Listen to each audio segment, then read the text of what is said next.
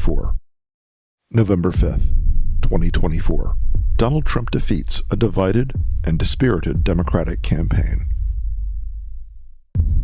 On January 20th, 2025, Donald Trump is sworn in as the 47th President of the United States.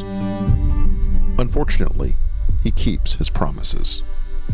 Trump seizes control of a divided government, signing hundreds of executive orders implementing Project 2025. Trump replaces over 50,000 civil servants with hardline MAGA loyalists. The federal oath of office now requires declaring loyalty to the president, not the Constitution. Protected by the Supreme Court's grant of total immunity for official acts, Donald Trump orders the Department of Justice to arrest members of the January 6th Commission, current and former DOJ employees, and political opponents for treason, election interference, and conspiracy. He declares it to be an official act. Trump ends birthright citizenship by executive order and turns millions of American-born citizens into illegal aliens overnight. Mass deportations begin.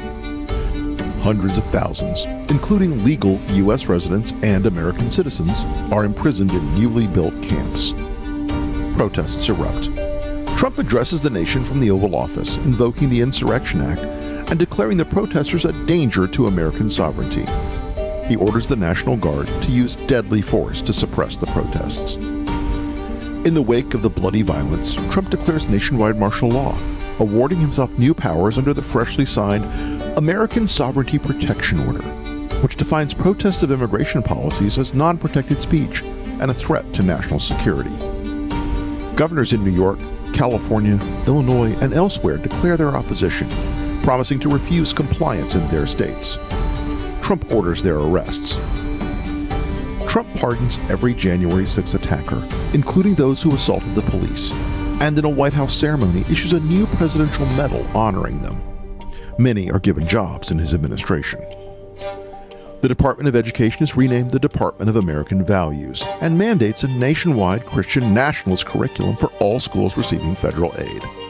Trump, joined by Speaker Mike Johnson and evangelical leaders, announces that the Department of Health and Human Services has reclassified mifepristone, making it illegal to distribute or prescribe, as well as new HHS regulations that make IVF treatments impossible to legally administer.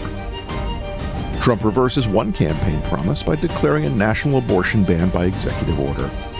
Challenges to his authority are rejected by the Supreme Court, which has seen new appointments from Trump after it was expanded to 12 justices.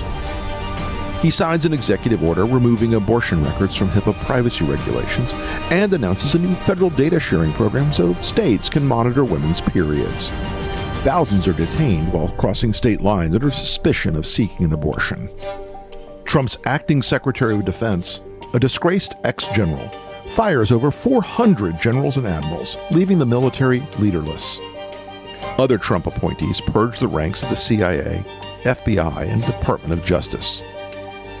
By executive order, Trump withdraws the United States from NATO and ends Pentagon cooperation with Ukraine. Russian tanks enter Kyiv. Vladimir Zelensky is killed. It is announced that Trump will run for a third term, claiming he was unfairly cheated in the 2020 election.